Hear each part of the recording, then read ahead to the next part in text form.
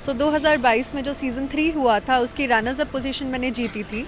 उसके बाद मुझे मौका मिला था कि मैं मिसेस ग्लोब प्रतियोगिता जो कैलिफोर्निया में हुई अभी हाल ही में 10 दिन पहले, मैंने इंडिया को रिप्रेजेंट किया और 80 देशों के साथ प्रतिभागी थी मैं।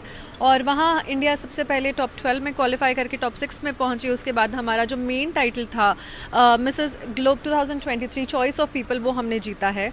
उसके अलावा इंडिया ने 3 सब टाइटल्स जीते और इंडिया पहली कंट्री बनी जो मैक्सिमम नंबर ऑफ सब टाइटल्स जीत के आई। Win women of the year हमें मिला, best contestant of the year हमें मिला और बेस्ट नेशनल कॉस्ट्यूम का खिताब भी हमने जीता है। तो ये जर्नी बहुत ही रोमांचक रही है मेरे लिए अभी तक, क्योंकि मैं एक छोटे से शहर से हूँ और छत्तीसगढ़ का नाम भी बहुत कम लोग जानते हैं देखा जाए तो मेरे लिए बहुत गर्व की बात है कि उस छोटे से शहर से मैं कैलिफोर्निया तक गई, 7 समुंदर पार, मेरे लिए बहुत बड़ी बात है। मेरी शादी को 10 साल हो रहे हैं और मेरे 2 बच्चे हैं, 8.5 और 4.5 साल के। तो जर्नी बहुत ज़्यादा डिफ़िकल्ट थी क्योंकि बिज़नेस भी चलाती हूँ, मेरा खुद का सैलून एंड स्पा है वहाँ पे। मैं एक सॉफ्टवेयर इंजीनियर हूँ जिसने अपनी राह बदली और मैं एक मेकअप आर्टिस्ट बनी क्योंकि मेरी इच्छा थी, मेरा पैशन था ब्यूटी इंडस्ट्री में आना। तो रास्ते बहुत मुश्किल थे, आसान नहीं थे, क्योंकि जॉइंट फैमिली में रह के बच्चे देखना, अपना काम देखना, उसके बाद अपनी इच्छाओं को पूरा करना मेरे हिसाब से बहुत कठिन था। बस फैमिली का पूरा सपोर्ट था, हस्बैंड का बहुत बड़ा योगदान रहा है इस चीज़ में, और मेरी जो मदर इन लॉ हैं। तो मुझे ऐसा लगता है जब आपका ससुराल पक्ष आपको इतना सपोर्ट करता है ना, तो उसके बाद आप उड़ पाते हो, और मैं उड़ पाई। ये अचीवमेंट बहुत बड़ा अचीवमेंट है और मुझे ऐसा लगता है कि ऐसा अचीवमेंट शायद ही किसी इंसान को जीने का मौका मिलता है, ऐसे मोमेंट्स। पर मुझे ऐसा लगता है कि ये तो शुरुआत है, बिकॉज क्राउन तो आपको एक टाइटल देता है, आप उस क्राउन को किस रिस्पॉन्सिबिलिटी से आगे लेके जाते हो और अपने जीवन का कैसे परिवर्तन करते हो उस क्राउन के आने के बाद, वो सबसे महत्वपूर्ण होता है।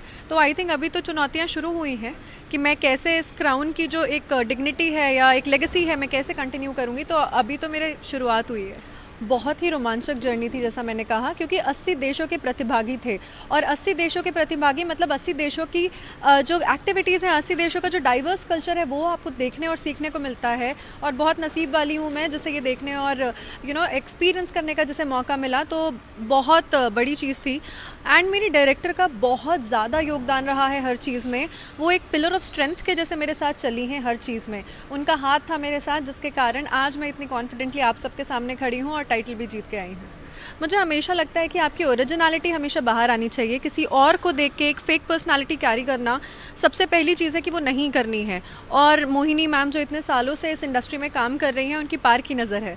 तो मुझे ऐसा लगता है कि अपनी ओरिजिनलिटी को मेंटेन करके चलिए, जो आप हैं उसी को बाहर दिखाइए और अपने कॉन्फिडेंस के साथ आप इस प्रतियोगिता में एंटर करिए। और मुझे लगता है जो बेस्ट होगा, सर्वाइवल ऑफ द फिटेस्ट जिसको बोलते हैं, वही जीतेगा। और तो मोहिनी मैम ने गजब भी कर दिया है। श्रीलंका आए हैं हम और यहाँ हमारा सीज़न 4 होने वाला है। तो मुझे ऐसा लगता है कि बहुत एडवेंचरस होने वाली है ये पूरी जर्नी। और नेक्स्ट क्वीन जो होगी उसके लिए और डिफ़िकल्ट होगा, क्योंकि इस साल हम 3 क्राउन इंडिया लेके आए हैं। तो आने वाले लोगों के लिए बहुत बड़ी चुनौती है कि उन्हें इस बेंचमार्क को क्रॉस करके और ऊपर जाना है। अगर आपको ये वीडियो पसंद आया है तो इसे लाइक करें, कमेंट देके अपनी राय ज़रूर दें और ऐसे ही एक्सक्लूसिव कंटेंट के लिए हमारे चैनल को सब्सक्राइब ज़रूर करें। अगर आप ये वीडियो फेसबुक पर देख रहे हैं तो हमारे फेसबुक पेज को फॉलो ज़रूर करें। नाम तो आप सब जानते ही हैं, सास बहू और बेटियां।